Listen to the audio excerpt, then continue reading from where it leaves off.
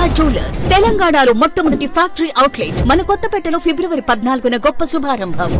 మీరు 2 లక్షల ఉద్యోగాలు కొత్తగా ఏర్పాటు చేస్తాం, జాబ్ క్యాలెండర్ను ప్రకటిస్తా అన్నారు. మేము అడుగుతున్నది జాబ్ క్యాలెండర్ మాత్రమే. బయట ఉద్యోగస్తులు నిరుద్యోగులు చూస్తున్నది కూడా జాబ్ క్యాలెండర్ కొరకే. 2 లక్షల ఉద్యోగాలను ఒక సంవత్సరంలో ఏ రకంగా భర్తీ చేయబోతున్నారు, ఎప్పుడు నోటిఫికేషన్స్ ఇవ్వబోతున్నారు, బ్రేకప్ ఏ రకంగా ఉంటున్నది అని బయట ఎదురు చూస్తున్నారు.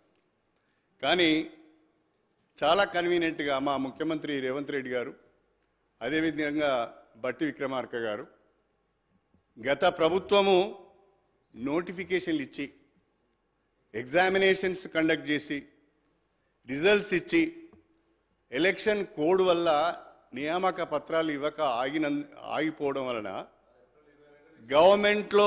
గవర్నమెంట్లోకి మీరు వచ్చిన తర్వాత ఇవన్నీ కూడా నోటిఫికేషన్లు మేమే ఇచ్చాం, పరీక్షలు మేమే నిర్వహించాం, ఇవన్నీ కూడా మేమే చేసామని మీరు మీ క్రెడిట్ బాక్స్లో వేసుకోవడం సరిగా లేదు. ఇవన్నీ కూడా ఒక్క నోటిఫికేషన్ ఇంతవరకు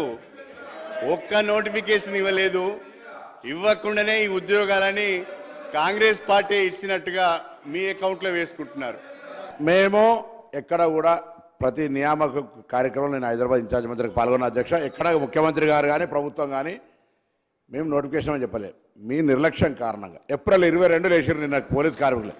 వాటి వల్ల ఆగిపోయిన వాటిని మేము వెంటనే ప్రభుత్వంలో వచ్చిన 2 నెలల్లో న్యాయపరమైన చిక్కులు పరిశీలించి దానికి సంబంధించినటువంటి ఆగిపోయిన సమస్యను పరిష్కరించి ఇస్తా. మీరు ఇప్పుడు గౌరవ సభ్యులు మీరు నిన్ననే ఆ వారానికి ఇచ్చినారు సార్. మేము కూడా చెప్పినాం కొద్దిగా ఈ బెదిరించులు ఈ మాటలు ఇంకా అధికారంలో అనుకుంటే పొరపాటు, జాగ్రత్తగా మాట్లాడాల్సిన అవసరం ఉన్నది. నేనేమంటున్నా, శ్రీహరి గారు గౌరవ మాట్లాడినటువంటి భాషకు సంబంధించి వారు అన్నటువంటి మేము ఎక్కడ కూడా ప్రభుత్వంలో ఇప్పుడు మీ 2 నెలల ఎందుకు సార్, ఇప్పుడు 2 నెలలనే నోటిఫికేషన్ వేయలే. Telangana state public service commission వేసినాము.